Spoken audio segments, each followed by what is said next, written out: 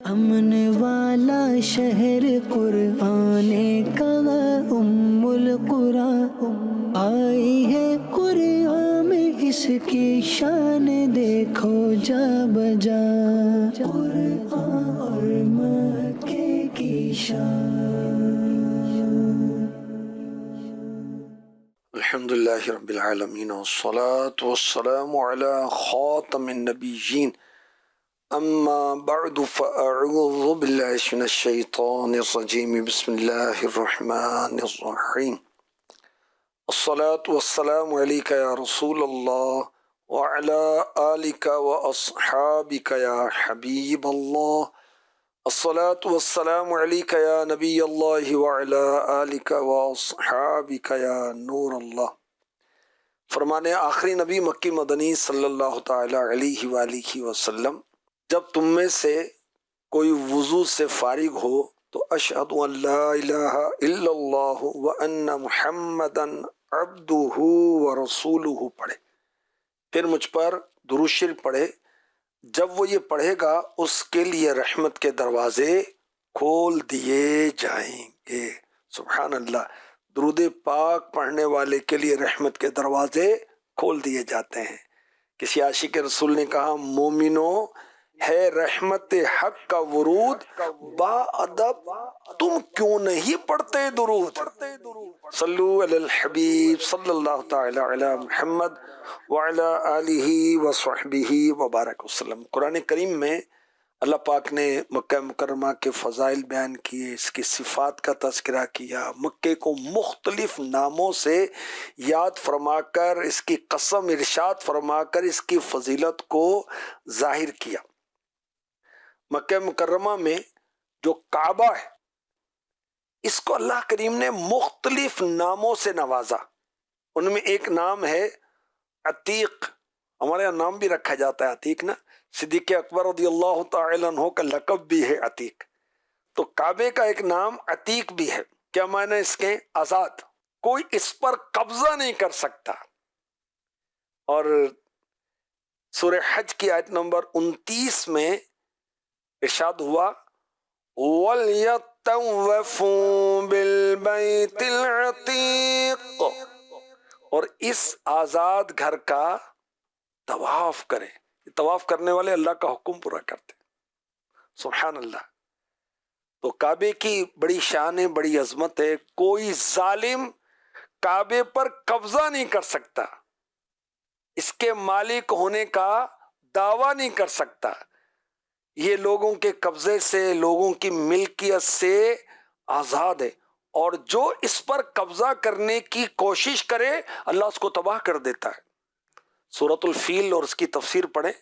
ابراہہ نامی بادشاہ نے اس کو ڈھانے کی استغفر اللہ کوشش کی، تو ابابیل چھوٹے چھوٹے پرندوں کے ذریعے سے اللہ تعالیٰ نے ابراہہ کو، ہاتھیوں کو اور اس کے سواروں کو، پوری فوج کو تباہ و برباد کر دیا. اور سورۃ الفیل میں یہ ہم پڑھتے رہتے ہیں. حضرت عبداللہ بن زبیر رضی اللہ تعالی عنہ سے روایت ہے، یہ المعجم الکبیر کی حدیث نمبر ہے 262. رسول پاک صلی اللہ علیہ وآلہ وسلم نے فرمایا کعبے کا نام بیت عتیق اس لیے رکھا گیا کہ اللہ پاک نے اسے تمام جابروں سے آزاد رکھا.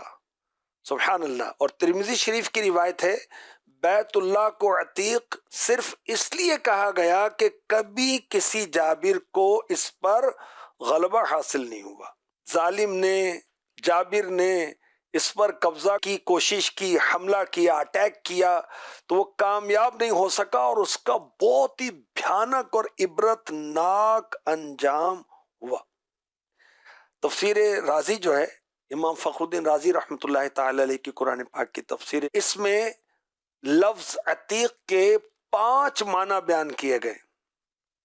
مخلوق میں جو سب سے پہلا گھر بنا وہ یہی بیت اللہ ہے، اس لیے اسے بیت عتیق یعنی پرانا گھر، عبادت کے لیے مقرر ہونے والا پرانا گھر کہا جاتا ہے.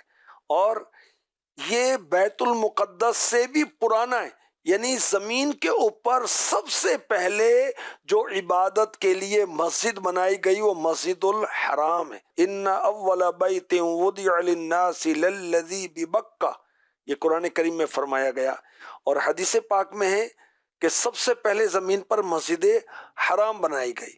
اب چونکہ یہ سب سے قدیم اور پرانا اللہ کا گھر ہے، بیت اللہ ہے، اس لیے اسے بیت عتیق کہا جاتا ہے، اور مکہ مکرمہ کو ام القریٰ بھی کہا جاتا ہے، تمام بستیوں کی بنیاد، تمام بستیوں کی ماں۔ حضرت نوح علیہ السلام کے دور میں جو طوفان آیا اس نے سب کو ہلاک کیا، جو کشتی میں سوار ہوئے وہ بچ گئے، پوری دنیا پانی میں ڈوب گئی، پہاڑ بھی ڈوب گئے، مگر اللہ تعالیٰ نے کعبے کو محفوظ رکھا، تو یہ امان کا مرکز ہے، اس لیے اس کو بیت عتیق کہا جاتا ہے۔ اچھا، یہ گھر یہ آزاد ہے۔ تیسری وجہ کہ اس کو بیت العتیق کیوں کہا جاتا ہے کعبے کو، کوئی اسے تباہ نہیں کر سکتا، اور جو ایسا ارادہ بھی کرے گا وہ برباد ہو جائے گا، اور ابرہہ کے تعلق سے پہلے بتایا گیا سورہ فیل، اس میں ہم پڑھ سکتے ہیں۔ اللہ پاک نے اس گھر سے روکنے والوں کو جہنم کی وعید ارشاد فرمائی ہے۔ چنانچہ ارشاد ہوتا ہے، بے شک جنہوں نے کفر کیا اور وہ اللہ کے راستے اور مسجد حرام سے روکتے ہیں، جس سے ہم نے لوگوں کے لیے بنایا ہے، جس میں وہاں کے رہنے والوں اور دور سے آنے والوں کا حق برابر ہے، اور جو اس میں ناحق کسی زیادتی کا ارادہ کرے گا ہم اسے دردناک عذاب چکھائیں گے۔ تو کعبۃ اللہ کو عتیق کہا جاتا ہے اس وجہ سے کہ کوئی اس کو برباد کرنے کا استغفر اللہ ارادہ بھی کرے گا خود برباد ہو جائے گا۔ اور مخلوق کے اندر کوئی بھی کعبے کا مالک نہیں ہے، خادم تو ہو سکتا ہے، منتظم تو ہو سکتا ہے، مالک نہیں ہے، اس لیے اس کو عتیق یعنی آزاد گھر کہا جاتا ہے۔ سبحان اللہ، اللہ کی شان، اس کا مالک صرف اللہ ہے، اور اللہ پاک کو رب کعبہ بھی ہم کہتے ہیں۔ سبحان اللہ۔ پانچویں وجہ، حضرت امام فخر الدین رازی رحمۃ اللہ تعالی علیہ نے کعبے کو بیت العتیق کہنے کی جو لکھی وہ یہ ہے کہ جو اس گھر کی زیارت کرے گا اللہ پاک اسے جہنم کی آگ سے آزاد فرما دے گا۔ سبحان اللہ۔ ہم گناہ گاروں کے لیے کتنی خوشخبری ہے کہ جو بھی ایمان کے ساتھ سچے دل سے اس مبارک گھر کی کعبے کی زیارت کرے گا اللہ کریم اسے جہنم کی آگ سے آزاد کر دے گا۔ جو ہیبت سے رکے مجرم تو رحمت نے کہا بڑھ کر، جو ہیبت سے رکے مجرم تو رحمت نے کہا بڑھ کر، چلے آؤ چلے آؤ یہ گھر رحمان کا گھر ہے، چلے آؤ چلے آؤ یہ گھر رحمان کا گھر ہے۔ سبحان اللہ۔ جو کعبے کی زیارت کرتا ہے اللہ اس کو جہنم سے آزاد فرما دیتا ہے، اس کے گناہ معاف فرما دیتا ہے۔ اللہ کریم ہمیں کعبے کی زیارت نصیب کرے اور بار بار نصیب فرمائے۔ یہی مرکز ہے سارے دہر میں ایمان والوں کا، یہی مرکز ہے سارے دہر میں ایمان والوں کا، جھکے گا سر یہیں پر آ کے اونچی شان والوں کا، جھکے گا سر یہیں پر آ کے اونچی شان والوں کا۔ یہاں اہل طواف، اہل قیام، اہل قعود آئے، یہاں اہل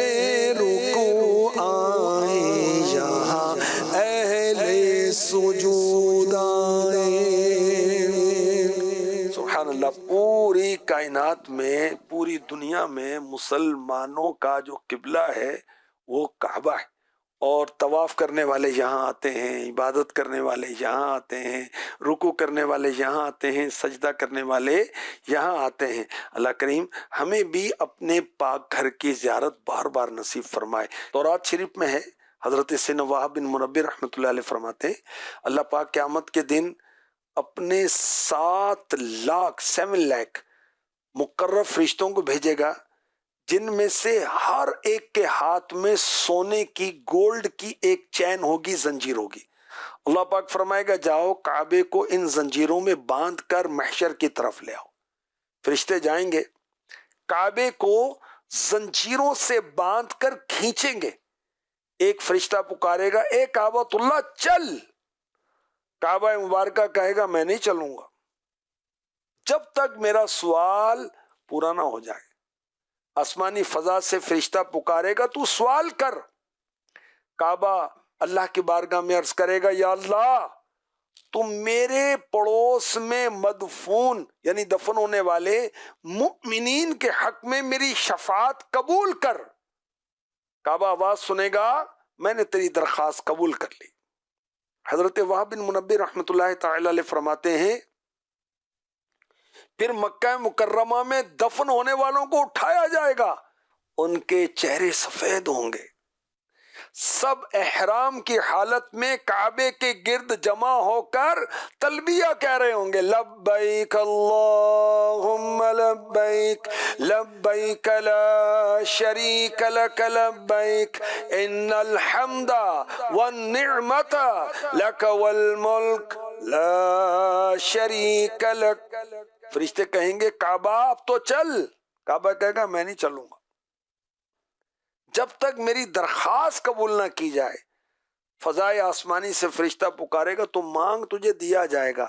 کعبہ کہے گا یا اللہ تیرے گناہگار بندے جو اکٹھے ہو کر دور دور سے مٹی میں اٹے ہوئے میرے پاس آئے، فیملی کو چھوڑ دیا، دوستوں کو چھوڑ دیا، انہوں نے فرما برداری کی، زیارت کے شوق میں نکل کر تیرا حکم پورا کیا، حج کے مناسک ادا کیے، تو میں تجھ سے سوال کرتا ہوں ان کے حق میں میری شفاعت قبول فرما، ان کو قیامت کی گھبراہٹ سے امن عنایت کر، انہیں میرے گرد جمع کر دے۔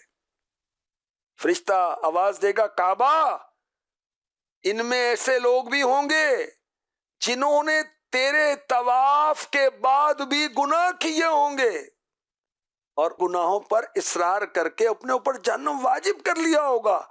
کعبہ عرض کرے گا یا اللہ ان گناہگاروں کے حق میں بھی میری شفاعت قبول فرما جن پر جہنم واجب ہو چکا ہے۔ اللہ پاک فرمائے گا میں نے ان کے حق میں تیری شفاعت قبول فرمائی۔ تو وہی فرشتہ ندا کرے گا جس نے کعبے کی زیارت کی تھی وہ دیگر لوگوں سے الگ ہو جائے۔ اللہ پاک ان سب کو کعبے کے گرد جمع کر دے گا، چہرے ان کے سفید ہوں گے، سبحان اللہ، وہ جہنم سے بے خوف ہوں گے، کعبے کا طواف کرتے ہوئے لبیک پڑھ رہے ہوں گے۔ اللہ اکبر، فرشتہ پکارے گا اے کعبۃ اللہ چل، کعبہ اب خود تلبیہ پڑھے گا لبیک اللہم لبیک والخیر کلہ بیدیک لبیک لا شریک لک لبیک ان الحمد والنعمت لک والملک لا شریک لک۔ تھوڑا اس میں فرق ہے اور وہ اس لیے کہ وہ کعبہ خود پڑھ رہا ہے نا، یہ اچھا جو ہم پڑھتے ہیں وہ لبیک میں تھوڑا سا فرق ہے۔ پھر فرشتے کعبے کو کھینچ کر میدان محشر میں لے جائیں گے۔ وہ ناظرین آپ نے سنا جنہوں نے کعبے کا طواف کیا، جنہوں نے کعبے کی زیارت کی، جن کا مکہ مکرمہ میں انتقال ہوا، کعبہ قیامت کے روز اللہ کی بارگاہ میں ان کی شفاعت کرے گا۔ یاد رکھیں قرآن بھی شفاعت کرے گا، رمضان بھی شفاعت کرے گا، کعبہ بھی شفاعت کرے گا، اور شفاعت عظمیٰ کا تاج میرے نبی کے ماتھے پر سجا ہوگا، سبحان اللہ۔ اور انبیاء کرام بھی شفاعت کریں گے، اولیاء بھی شفاعت کریں گے، صحابہ، اولیاء، اور حافظ قرآن بھی شفاعت، حاجی بھی شفاعت کرے گا، شہید بھی شفاعت کرے گا، سبحان اللہ، کعبہ بھی شفاعت کرے گا۔ بڑے خوش نصیب ہیں جو کعبے کی زیارت کرتے ہیں، جو کعبے کا طواف کرتے ہیں۔ مکہ مکرمہ میں ان کو ایمان کے ساتھ موت نصیب ہو جاتی۔ اور مکہ شہر کو اللہ کریم نے ایک نام دیا قریہ، اور اس کی صفات بھی بیان کی۔ چنانچہ ارشاد ہوتا ہے وَضَرَبَ اللَّهُ مَثَلًا قَرْيَةً كَانَتْ آمِنَةً مُطْمَئِنَّةً يَأْتِيهَا رِزْقُهَا رغدا من كل مكان فكفرت بأنعم الله فأذاقها الله لباس الجوع والخوف بما كانوا يصنعون۔ اور اللہ نے ایک بستی کی مثال بیان فرمائی جو امن و اطمینان والی تھی، ہر طرف سے اس کے پاس اس کا رزق کثرت سے آتا تھا، تو وہاں کے رہنے والے اللہ کی نعمتوں کی ناشکری کرنے لگے۔ اللہ نے ان کے اعمال کے بدلے میں انہیں بھوک اور خوف کے لباس کا مزہ چکھایا۔ جس بستی کا ذکر کیا گیا اس میں مفسرین نے کہا کہ یہاں مکہ مکرمہ سے خطاب کیا گیا، یعنی اس بستی کا ذکر کیا گیا، اور اللہ پاک نے اس بستی کی 6 صفات بیان کی۔ تمام صفات مکے والوں میں موجود تھیں۔ ایک صفت کیا بیان کی؟ امن والے۔ اب اور طرف تو چوریاں ڈکیتیاں ہو رہی ہیں، مگر مکے میں چوریاں ڈکیتیاں نہیں ہوتی تھیں۔ اطمینان مکے والوں کو اللہ نے عطا کیا، اور جگہوں پر تو قتل و غارت گری ہے، مگر مکے میں قید و بند، گرفتاری، قید کا سلسلہ نہیں۔ اور رزق اس شہر کی طرف خود آتا ہے۔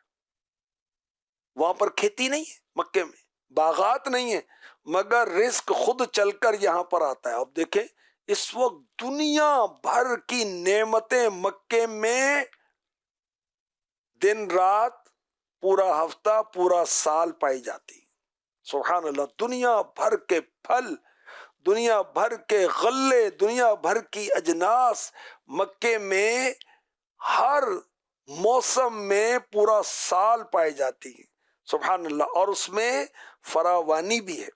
اللہ اکبر۔ اور یاد رکھیں کہ قرآن کریم میں حضرت ابراہیم علیہ السلام کی دعاؤں کو ذکر کیا گیا ہے کہ جو آپ نے مکے کے پھلوں میں برکت کی دعا کی، اور وہ برکت ہوئی۔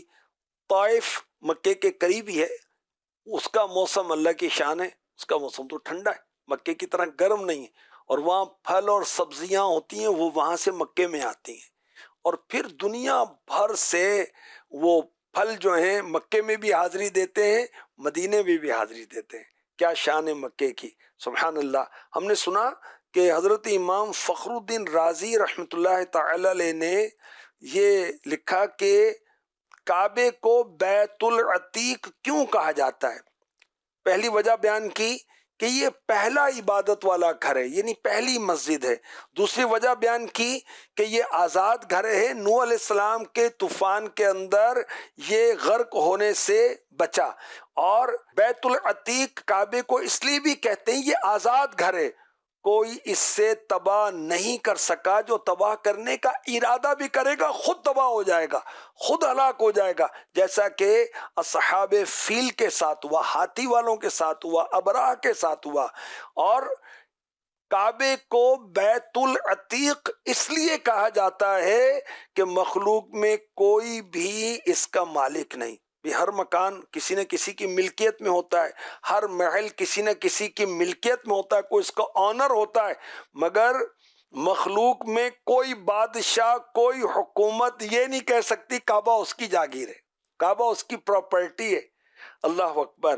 اور جو بھی خدمت پر مامور ہوتا ہے وہ اپنے آپ کو خادم الحرم کہتا ہے۔ تو یہ آزاد گھر ہے، اور اس لیے بھی کعبے کو آزاد گھر کہا جاتا ہے کہ جو اس گھر کی زیارت کرے گا اللہ کریم اسے سبحان اللہ جہنم سے آزاد فرما دے گا، اور قیامت کے روز کعبہ اپنی زیارت کرنے والوں، طواف کرنے والوں اور مکے میں مرنے والوں کی شفاعت فرمائے گا رب کی بارگاہ میں۔ اور مکے کی کیا شانیں ہیں کہ اس کی شان و عظمت کو قرآن نے مختلف صورتوں میں، مختلف آیات میں، مختلف انداز سے بیان کیا۔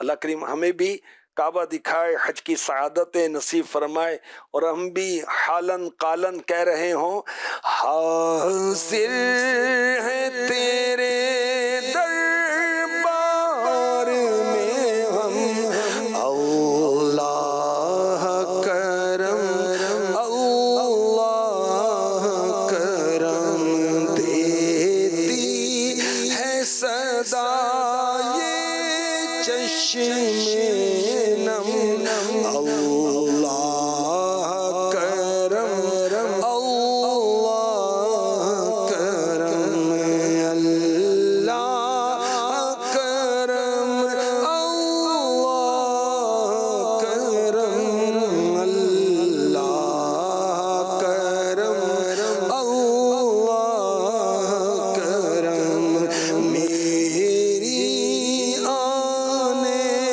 والی نسلیں تیرے گھر آئیں، تیرا در دیکھیں، اسباب ہو ان کو ایسے بہم، اللہ کرم اللہ کرم، اللہ کرم اللہ کرم، اللہ کرم اللہ کرم۔ کاش ہم مکے میں پہنچے اور کہیں میں مکے میں پھر آ گیا یا الہی، کرم کا تیرے شکریہ یا الہی، آمین بجاہ خاتم النبیین صلی اللہ تعالی علیہ وسلم۔